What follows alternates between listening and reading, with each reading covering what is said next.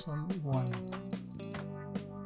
I'm going to make a little comments and give you a little briefing of what we have covered so far and why it's important for you to understand how our system works. We have a fractional banking system. Very few people understand it. You're going to be one of the few in 1 in a million that will have the opportunity today to see how our banking system works. So I'm taking this time to show you a few things and kind of have a recollection of what we have covered so far. And one of the questions is to most people, why can you not get ahead? Why people have to be struggling all the time? There is a reason for that. There is a reason. And you're going to find out about it here today. Lesson 1, part 3, it covers that. You might don't think that it's important to know those things to be a good trader.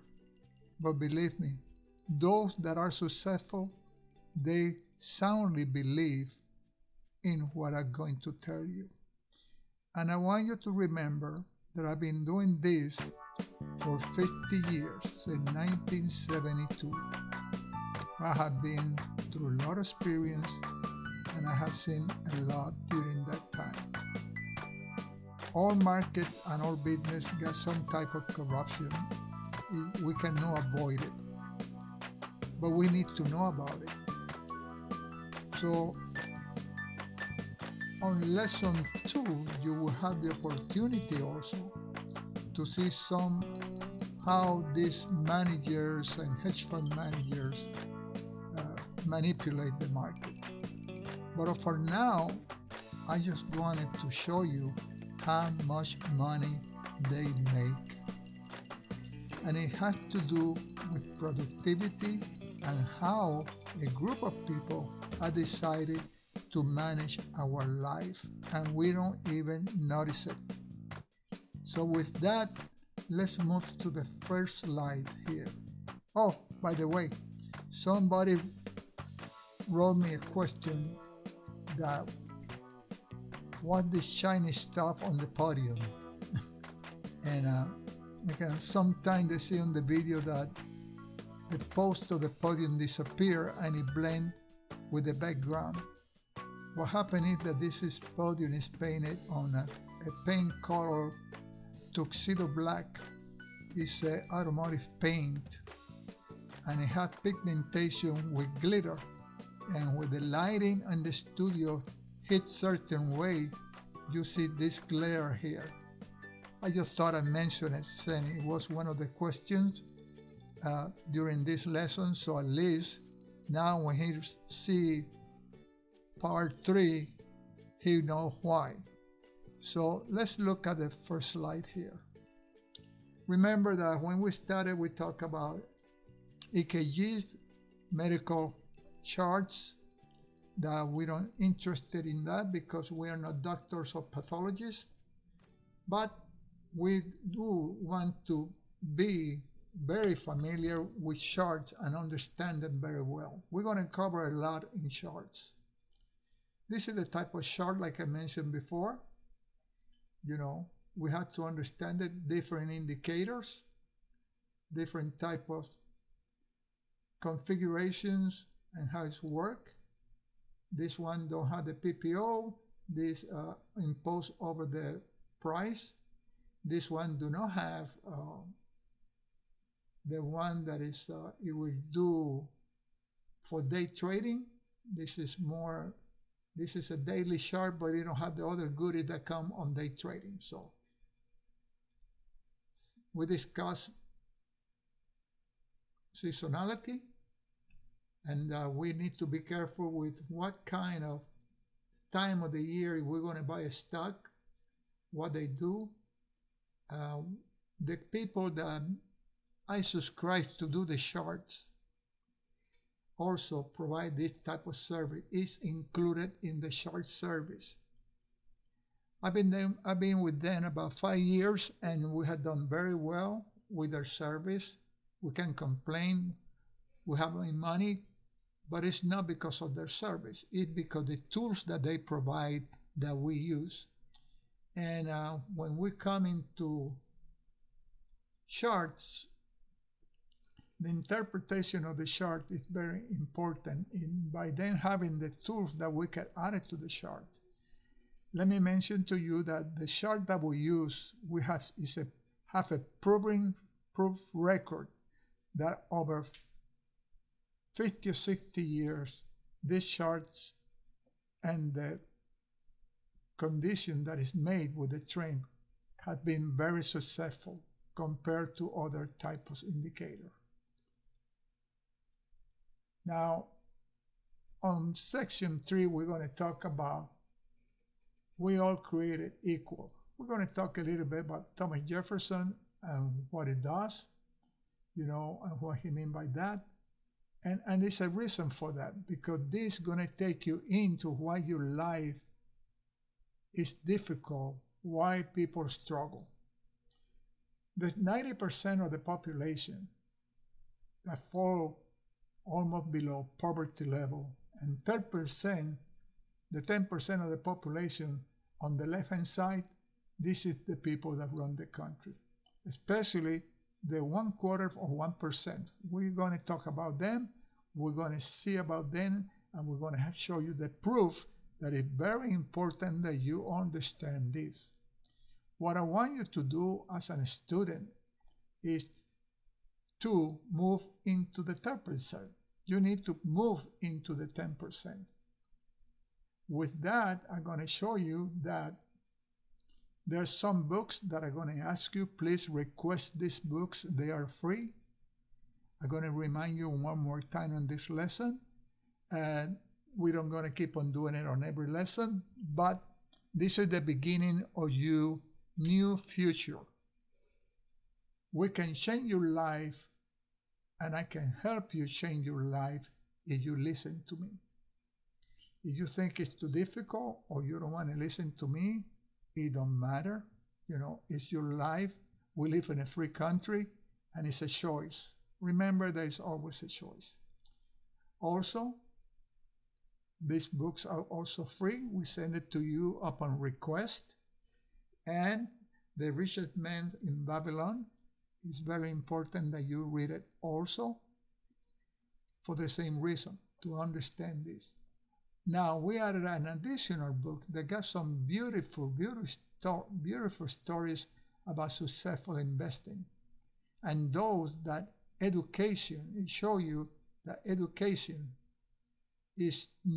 had nothing to do with being a wealthy investor.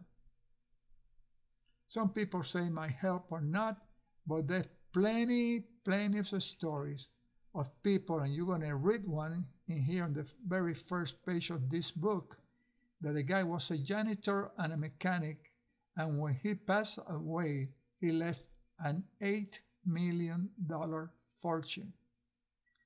The guy didn't have no education. He was a janitor. People probably mock him and laugh about him. Hey, he's just a janitor. He quietly working on a service station as a mechanic and working as a janitor, managed to have over $8 million. Okay? And lastly, I want to mention to you that trade. Remember that trade on this video that we showed about making a net profit of $10,000? Well, we're going to explain it here, right? Very quickly, I want to show you a few things. To begin with, this trade didn't need any money to be made. It was an option contract. Remember that I mentioned that options are settled the following day. However, money-wise, if you do it On margin, it takes a while to collect the money from the other end to give it to you. It's about 2 days. But we're going to look here that this was on January 12, 2021. It was about a year and a half ago. We entered the transaction, right? This is when we sold at 10 o'clock in the morning. So we have to look at the bottom first. That morning, on this account, 238 LC, right? We bought an opening contraction on Tesla, right? And we sold it at 1048. So it was 943 and 1048. Both trades were bought at the same time. Two different accounts, 238 LC, and this is my personal account, right? This one here, we went in also at 9:43 in the morning, and we were out at 10. Let me make it bigger so we can see.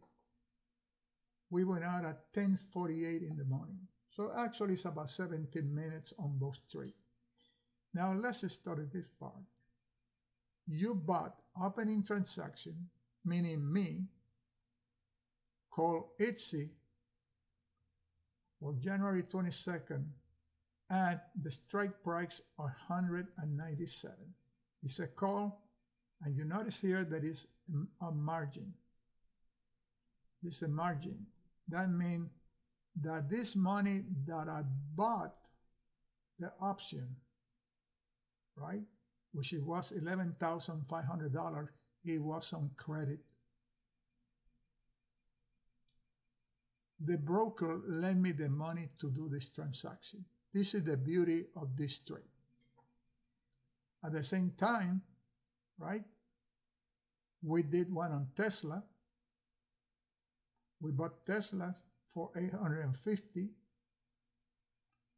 100 shares, right? Over here, we got more contracts like that. It's 100 shares per contract, right? So we got about 10 contracts over here, and we got 10 contracts on this one. So on this one, we only netted $119 in the same amount of time, 17 minutes. But on the one of ITSY, we made a killing. We bought it, both of them, they're all on margin. Everything is borrowed money over here, is on margin. So margin means that the broker lends you the money. Since I've been doing this for over 50 years, and the broker that I use doing business with them for the last 30 years, which is Fidelity Investment, and this is not an advertisement. The reason I say Fidelity is because they never had let me get in trouble. If I come out with something that I want to do, they're going to check my background, they're going to check financially how well I stand before letting me do it. And this is a good idea because other brokers don't do that. This is why sometimes people commit suicide and stuff like that, because the broker violate the regulations in order to get some money and get the commission and let the traders do trades that they should not get involved. But anyway, in 17 minutes, it jumped up to a point that it went up from $11,000 to $21,000. So we pay $11,500 for all these contracts, and 17 minutes later, it was $10,238. And that's the whole thing I wanted to show you, to understand how it worked. And you can see here that it was $8,000, but it was on credit. And the credit was the margin call, and we spent $8,849, and we got $8,964. So we only make $119 on that. This one, It was 11,000, and by the time we sold it, right, it was 21,000. So the difference between those two, I don't even consider this part of the trade because very little money is $10,000. This is not the only one. I had done this many times. I just wanted to share with you the information so you can see the possibilities that if you learn how to do this the way I do it, you also can be successful. And I brought it just on the third part for one reason, because a lot of people give up before the end of the lesson. So you don't know. If you are one of the ones that's seeing lesson 3, you're going to find out something that others already give up and they don't even look at the video anymore. You see, when we put this on YouTube, we can tell how many minutes a person spent on the video. And some of them don't spend more than 5 minutes. So it's obvious that they did not even went over part 1. They watched 5 minutes of part 1 and say, oh, forget it. It's not worth it. But if you got here to part 3, you're going to get something that many missed. We're saving the best for the last. So now let's go and see lesson 1, part 3, and see how our government ripping you off. We're going to talk about productivities. We're going to talk about salaries and how the Federal Reserve Bank used a 300-year-old system that it actually defraud the people. So with that, I don't want to take no more of your time.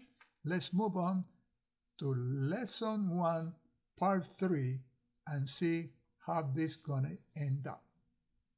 Thank you, and I see you on the other side.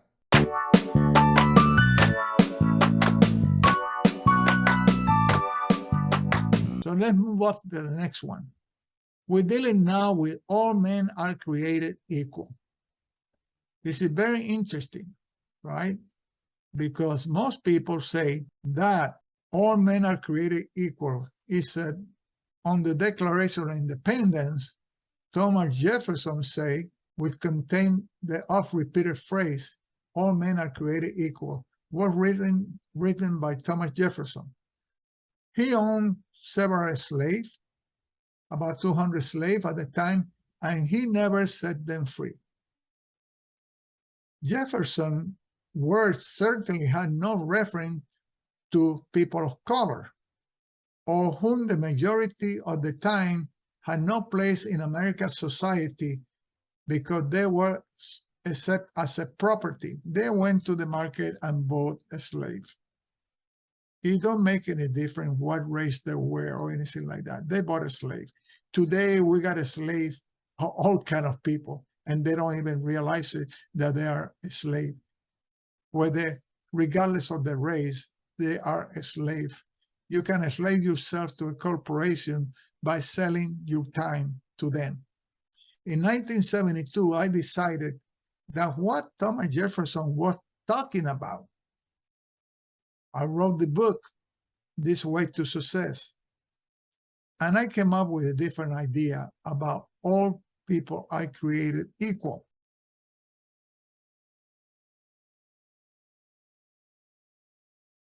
What the meaning of all persons created equal, how can it be when there are people that are born rich and there are people that are born in poverty? So therefore, he could not have been talking about none of the races or about people. To me, he was talking about time. And guess what? He was talking about time value. Everybody has 24 hours. Even my cat has 24 hours. Even the trees have 24 hours. Everybody on this world has no more time. We all equal regardless of whatever it is. Time.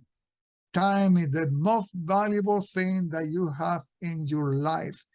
Time is the most valuable thing you have in your hand, And if you mismanage it, you're never gonna get anywhere. Take it from me. Believe me, you're never gonna get anywhere. So time is very important. Think about this. There are 24 hours a day to each person.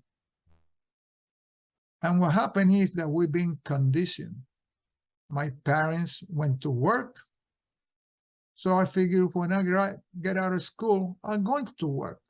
The standard is as follows: 8 hours of work, 8 hours of sleep, and the other 8 hours is for whatever thing. That includes driving to work, coming from work, that nowadays sometimes take you 2 hours to go to work and 2 hours to come back. So you already lost 4 of the last 8 hours that you have.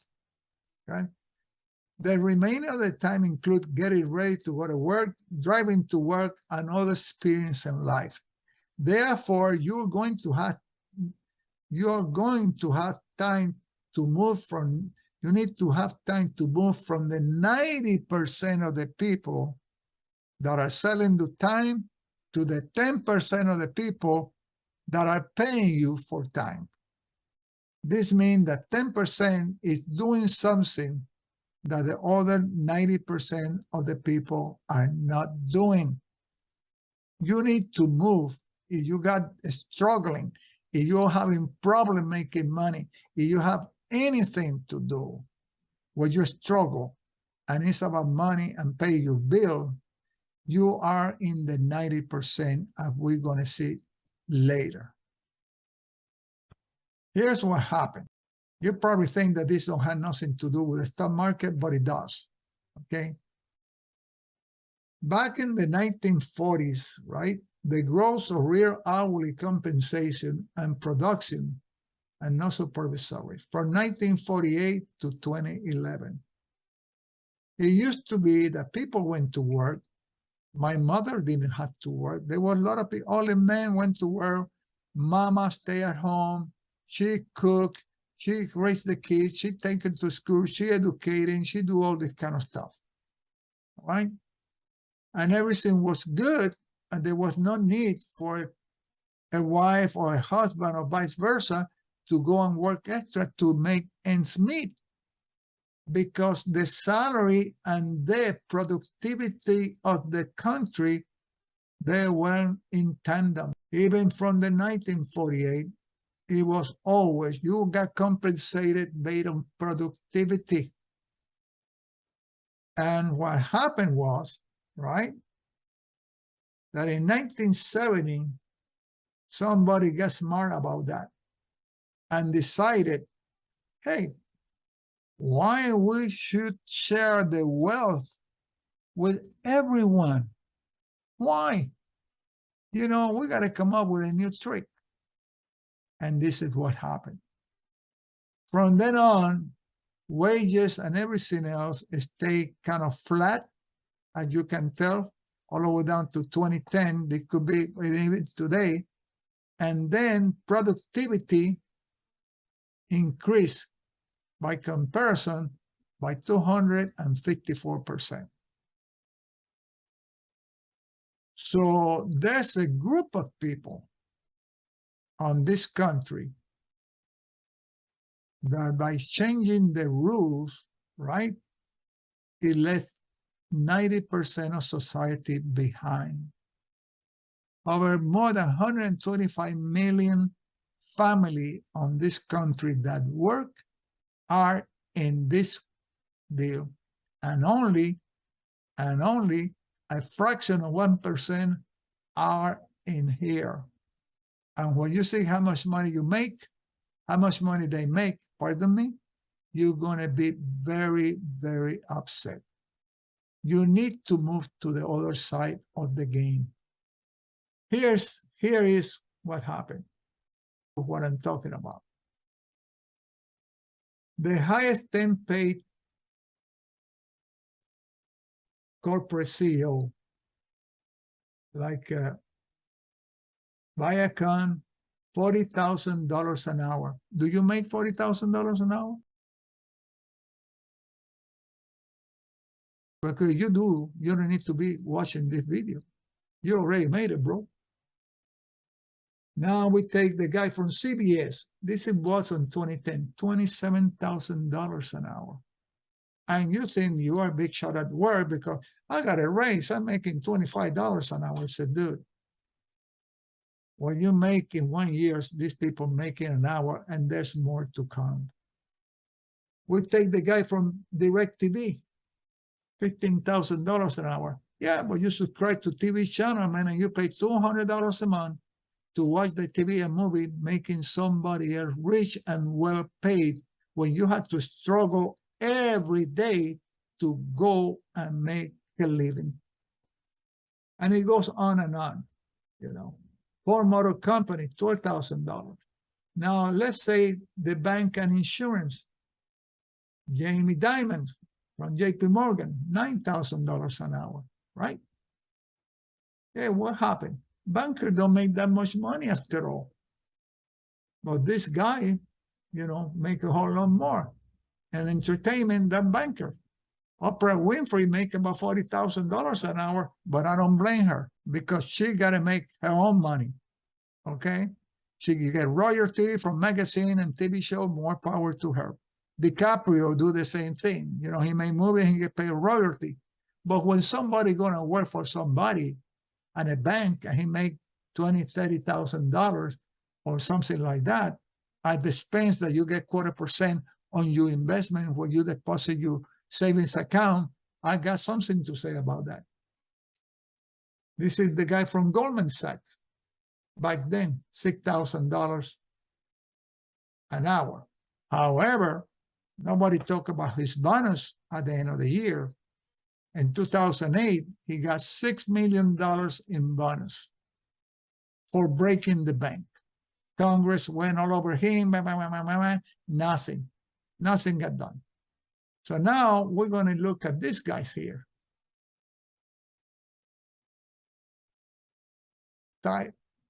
Highest paid attorneys, right? Giroux made $19,000 an hour. Ronald Motley, this is the attorney's salary that they make, right? Yearly income in millions, $40 million, $19,000 an hour. Do you make $40 million an hour? This is the top 10 on 2009. Now I'm going to take you to the best one. The guys that work on Wall Street, hedge fund managers, okay?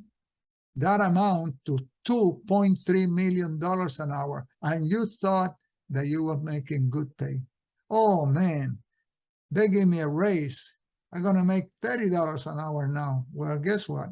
You're in the bottom of the pit, because there's a guy over here that is controlling your life that he makes $2.3 million an hour. Ray Dalio, you see him on TV many times.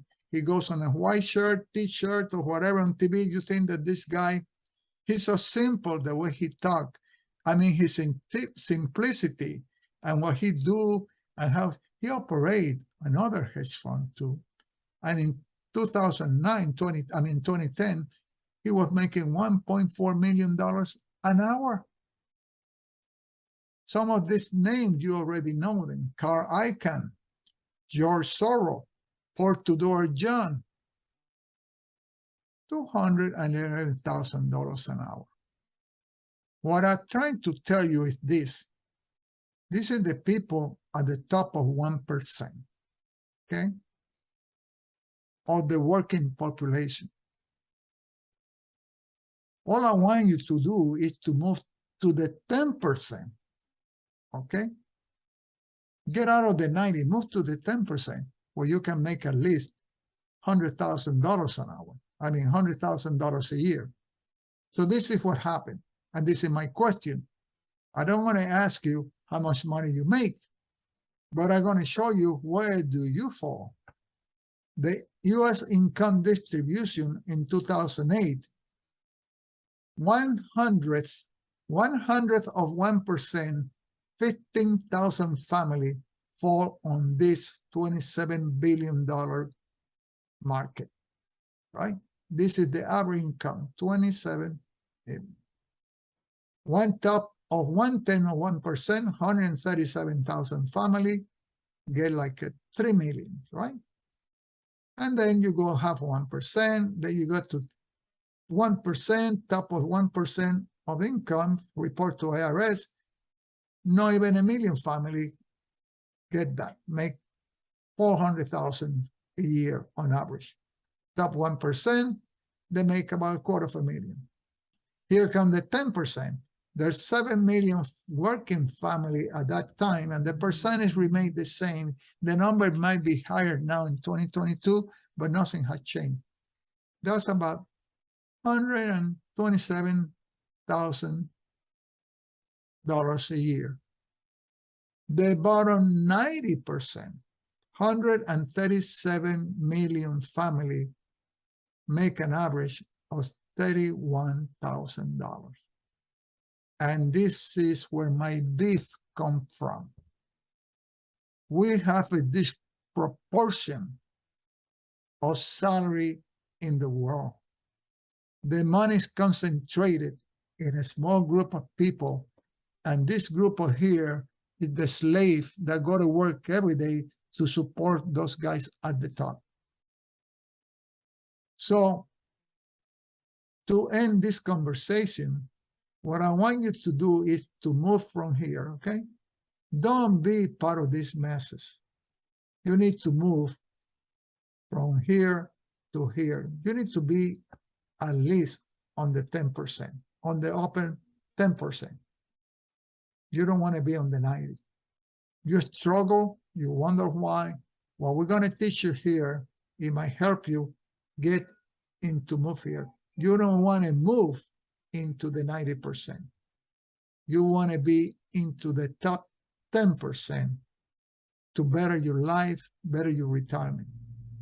Just remember that. So this is part of the class. It's new. Some of the stuff is new that we didn't have before, but I think that it's about time that people know about this situation. I'm not making that up. There's plenty of information from the Department of Labor. There's a lot of freedom of information over there that you can look at it for yourself. We're going to watch another video now, and this has to do about our banking system. You are about to learn one of the biggest secrets in the history of the world. It's a secret that has huge effects for everyone who lives on this planet. Most people can feel deep down that something isn't quite right with the world economy, but few know what it is. Gone are the days where a family can survive on just one paycheck. Every day it seems things are more and more out of control, yet only 1 in a million understand why. You are about to discover the system that is ultimately responsible for most of the inequality in our world today. The powers that be do not want you to know about this, as this system is what has kept them at the top of the financial food chain for the last 100 years. Learning this will change your life because it'll change the choices that you make. If enough people learn it, it'll change the world because it'll change the system. For this is the biggest hidden secret of money. Never in human history have so many been plundered by so few, and it's all accomplished through this, the biggest scam in the history of mankind.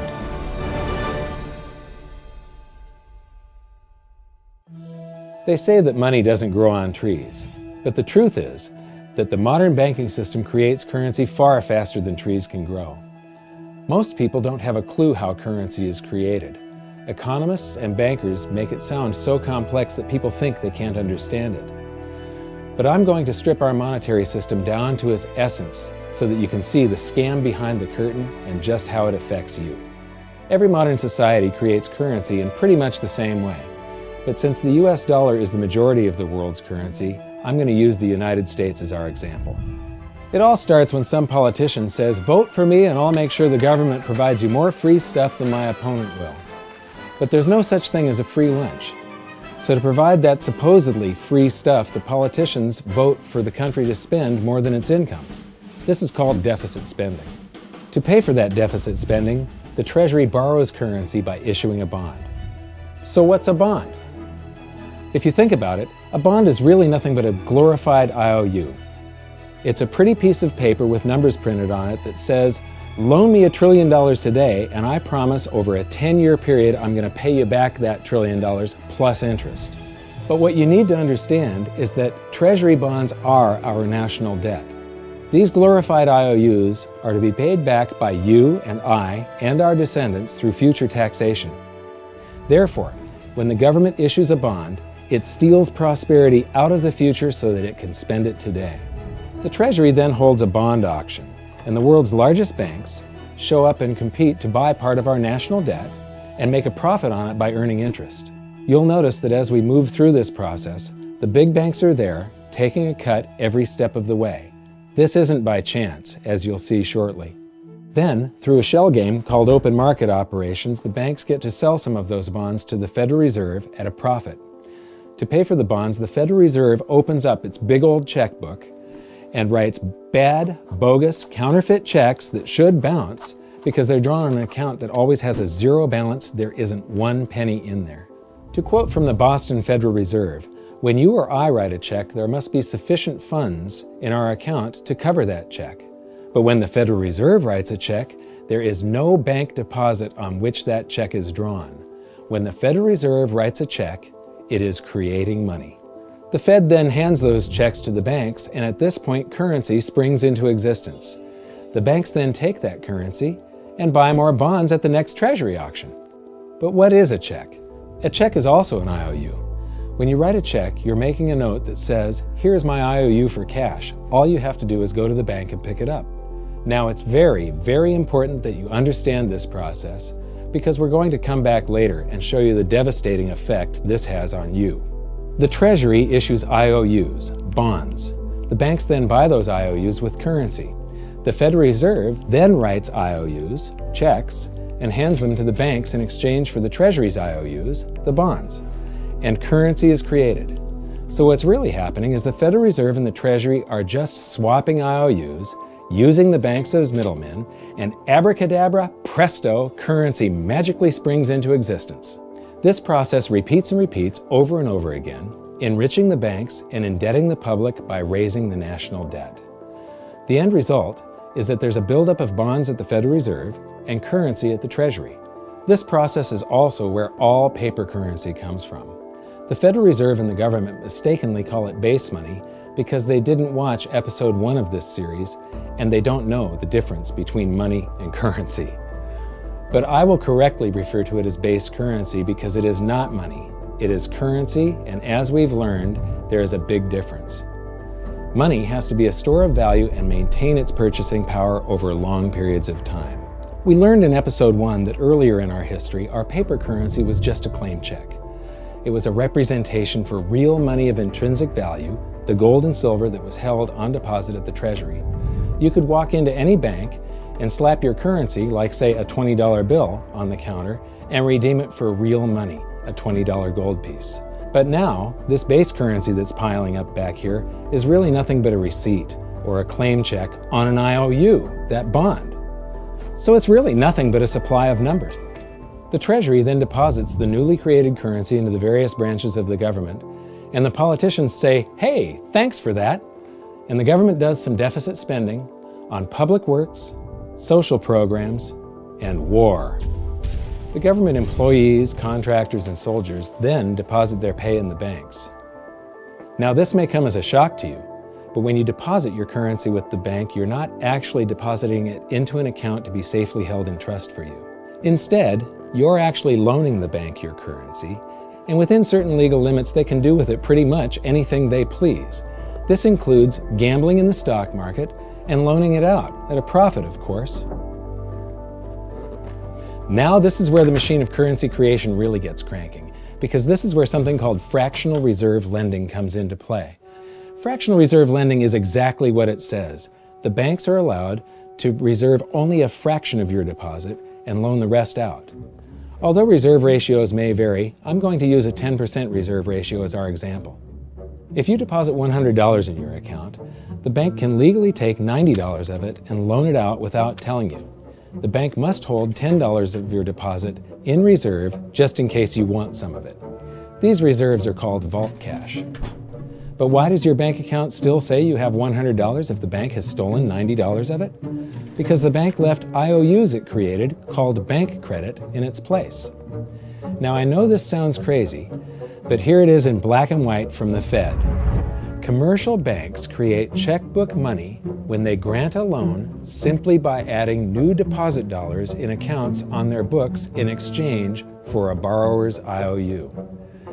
These are nothing but numbers that the banks type into their computers. And even though these bank credit IOU numbers are very different from base currency numbers, because they only exist in computers, they are still currency. So now there is $190 in existence. Now the reason people take out loans from the banks is to buy something. They're going to buy a house or a car or something like that. So the borrower takes the $90 that the bank loaned to him from your account and he pays the seller of the item. But then the seller deposits that currency into his account and his bank loans out 90% of that and leaves bank credit numbers in its place. So now there's $271 in existence. This process repeats and repeats until under a 10% reserve ratio, an initial deposit of just $100 can create up to $1,000 of bank credit, all backed by $100 of vault cash, just 10%. But as I said, reserve ratios vary wildly. On some deposits, it's 10%, on others, it's 3%, and on some forms of deposits, reserve requirements are 0. The result is that the expansion of the currency supply by the banks is far greater than even this example would lead you to believe. So once again, when currency is deposited in the banks get to lend it out, and then it gets redeposited and relent, redeposited and relent, redeposited and relent over and over again, creating bank credit all the way. This is where the vast majority of our currency supply comes from. In fact, 92 to 96% of all currency in existence is created not by the government, but here in the banking system.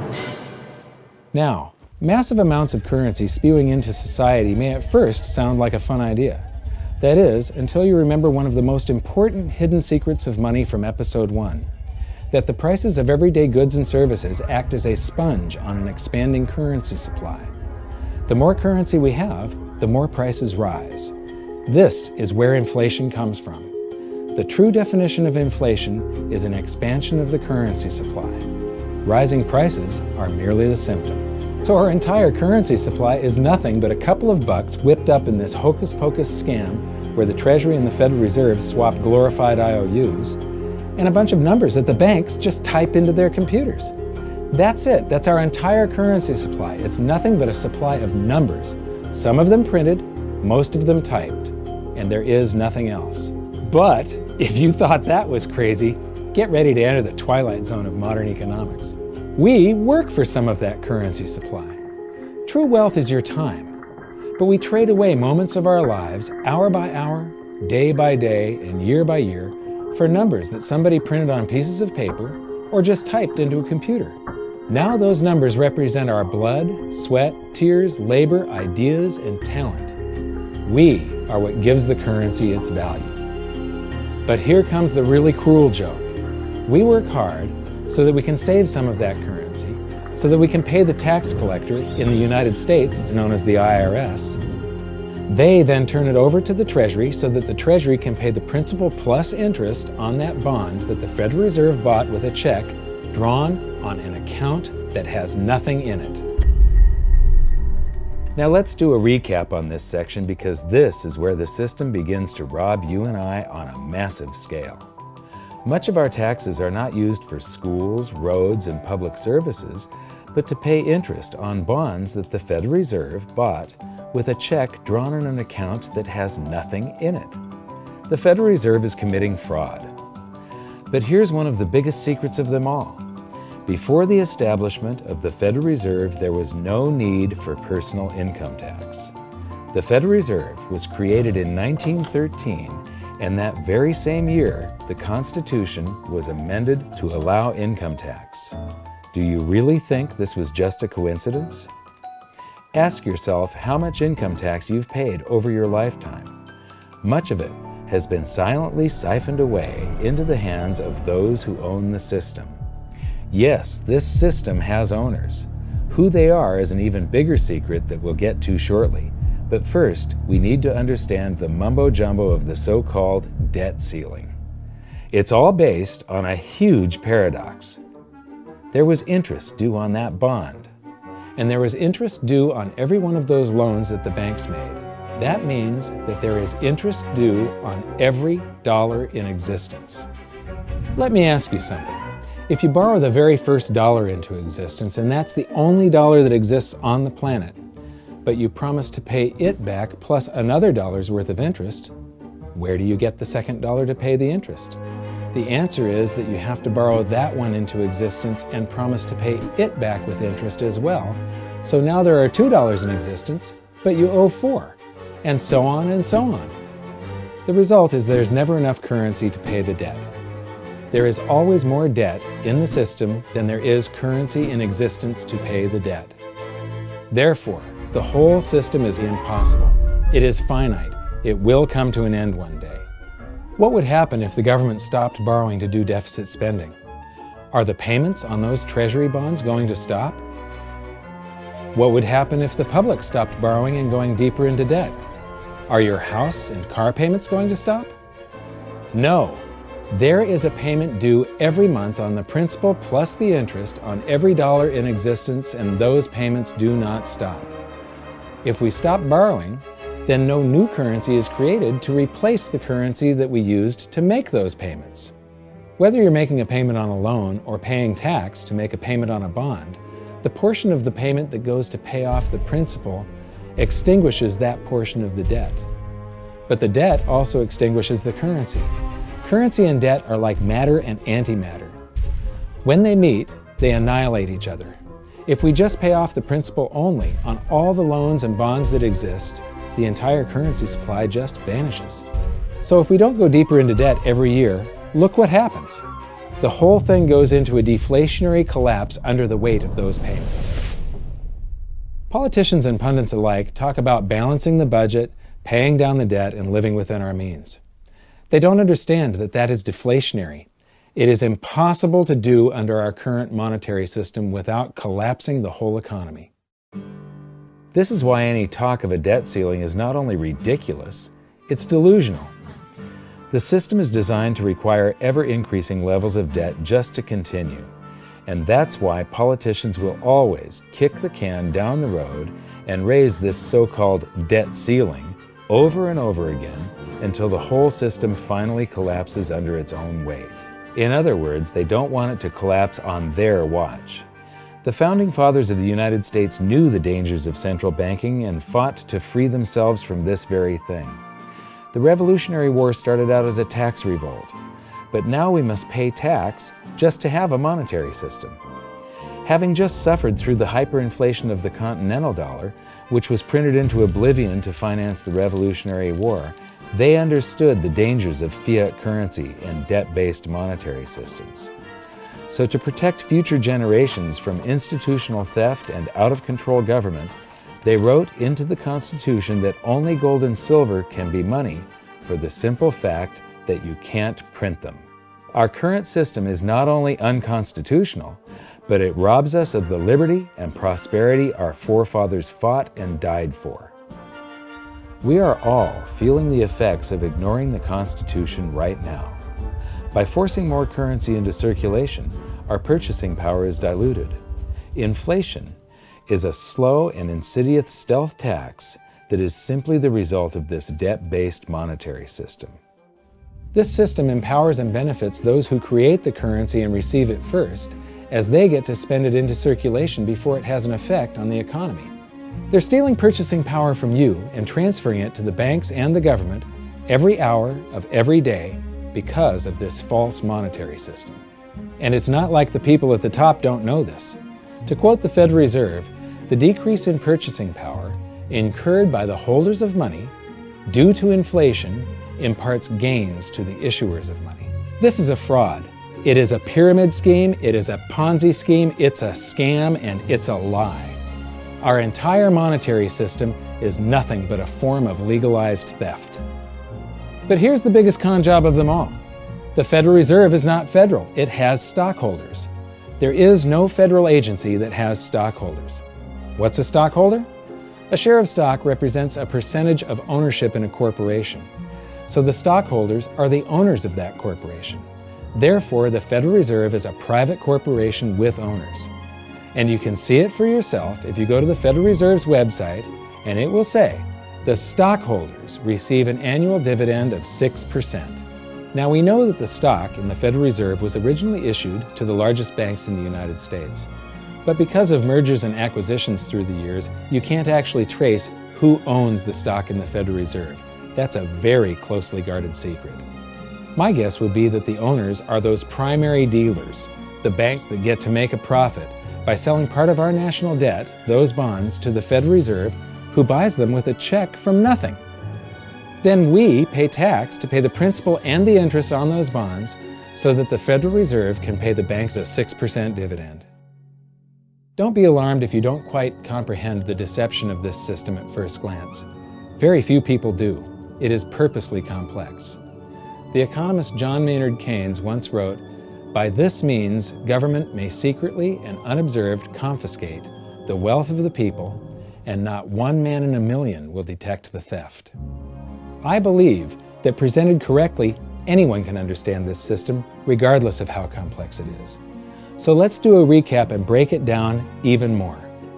The way the system works is that, step 1, the government creates glorified IOUs. These bonds increase our national debt and put the public on the hook to pay it back. Step 2, IOUs are swapped to create currency. The Treasury sells the bonds to the banks. The banks then turn around and sell our national debt at a profit to the Federal Reserve, which they probably own. The Federal Reserve then opens its checkbook that doesn't have a penny in it and buys those IOUs with IOUs that it writes, checks, on a checking account that has a zero balance. Then they give those checks to the banks and currency just springs into existence, and then the whole process repeats. This results in a buildup of bonds at the Federal Reserve and currency at the Treasury, which is really just a supply of numbers. The Treasury then deposits the numbers in the various branches of the government, and we get to step 3. The government spends the numbers on promises, public works, social programs, and war. Then the government employees, contractors, and soldiers deposit their pay into the banks, and we get to step 4, where the banks multiply the numbers by magically inventing more IOUs through fractional reserve lending, where they steal a portion of everyone's deposit and lend it out. That currency gets redeposited, and then a portion is stolen again, and the process repeats over and over, magnifying the currency supply exponentially. Then we work for some of those numbers, which brings us to step 5, where our numbers are taxed. We pay tax to the IRS, who then turns our numbers over to the Treasury, so the Treasury can pay the principal plus the interest on bonds that were purchased by the Federal Reserve with a check from nothing. Then we get to step 6, the debt ceiling delusion. The system is designed to require ever-increasing levels of debt and will eventually collapse under its own weight because politicians always kick the can down the road. They don't want it to collapse on their watch.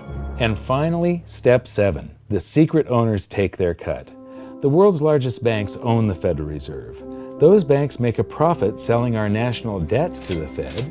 They make a profit when the Fed pays them interest on the reserves held at the Fed, and the Fed pays them a 6% dividend on their ownership of the Fed.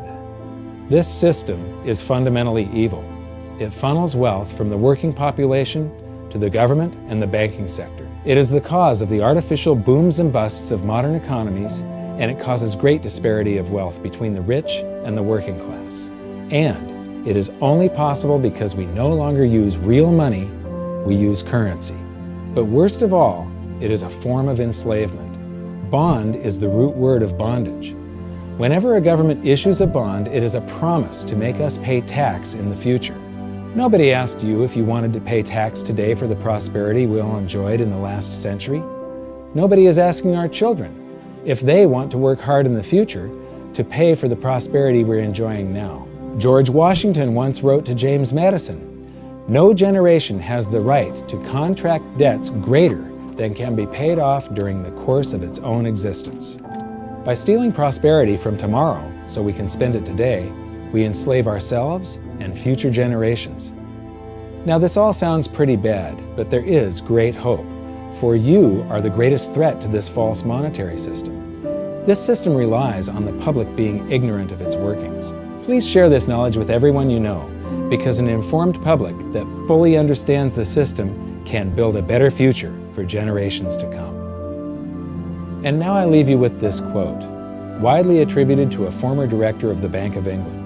"The modern banking system manufactures money out of nothing. The process is perhaps the most astounding piece of sleight of hand that was ever invented. Banking was conceived in inequity and born in sin. Bankers own the earth. Take it away from them, but leave them the power to create money and control credit, and with the flick of a pen, they will create enough money to buy it back again. But if you want to continue as the slaves of bankers and pay the cost of your own slavery, let them continue to create money and to control credit." This is the Federal Reserve in Washington, D.C. It's located on Constitution Street, and that is just as much of a joke as the New York Fed being located on Liberty Street. Both of them are unconstitutional, both of them limit our liberty, and they transfer wealth away from us every second of every day to the Federal Reserve, to the government, and to the banking sector. You are now among the 1 in a million who can detect the theft of your prosperity. So the big question is, what can you do about it? 1. Watch this video until you can describe and teach it to others. Those who understand this system can make preparations for its unavoidable collapse and protect themselves. History shows that those who don't will probably be wiped out. 2. Share this video with everyone, especially those you care about. All it takes is a mouse click or two to get this message in front of millions. Post this video on Facebook, tweet it, email it to loved ones. Please share it wherever you can. 3. Join the conversation. The current world monetary system is based on a 300-year-old design meant to enrich a few at the expense of the many. There must be a better way. At hiddensecretsofmoney.com, we've created an open-source platform for the design and development of a new world monetary system. We're calling on every economist, every student, every college, every bright mind, and anyone who cares to join the discussion. In educating ourselves and each other, we can prevent the further loss of our freedoms and maybe, just maybe, win some of them back. Your episode 4 is very beneficial, very helpful. It's going to introduce these ideas to a lot of people, and like I've just been talking about, we have to change people's mind, and the more they understand it, the better. And I think we're at this point now where more people in the last several years, 4 or 5 years, have thought about the Fed than they ever have in the previous 95 years. So I think an explanation and diagrams to show it is very helpful, because quite frankly, they're not going to get it in their grade school. They're not going to get it in their high schools. They're not going to get it in college unless they're in a very rare circumstance to understand how this works. You know, for years before I got involved in really studying gold and some of the things I write and talk about today, I was a monetary economist for decades. You know, in your video, you talk about the primary dealers. I was chief counsel and chief credit officer of one of the largest primary dealers for 10 years. So I had an inside seat on the Treasury market and have the privilege of working with several former vice chairmen of the Board of Governors, Manley Johnson and David Mullins, going back to the 80s and the 90s. So I'm very immersed in what you were talking about. And I thought it was extremely accurate, extremely clear. I didn't think you were stretching on any points. It was really like something out of a PhD course, except that it was very easy to understand. I think it's accessible. I think we're seeing a little bit of a revolution in communications in the following sense. You know, as you pointed out, the Fed was created in 1913. Well, in 1913, there was no web, there was no YouTube, no Twitter. There was really no one to kind of stand up and oppose the Fed or call them out, if you will, or really get into a discussion that everyday Americans could follow. That's not true now with social media and everything else. You can reach out to millions and tens of millions of people and tell them what's going on. I think you've done that. You've done it successfully. I applaud it. I think this is a great video. I look forward to seeing it again. I know millions of people will enjoy it. Well, as we know, the Federal Reserve believes it can create money out of thin air, not realize money is supposed to represent real products and services. And what people don't realize is when the Fed does that, in effect, as Keynes pointed out, it's a form of taxation. It's a form of confiscation. And because people don't see it, the politicos get away with it, but it also undermines social trust. It just is corrosive throughout society. We're going to have a lot of turmoil in the coming years, but it's going to be the kind of turmoil that leads to positive things.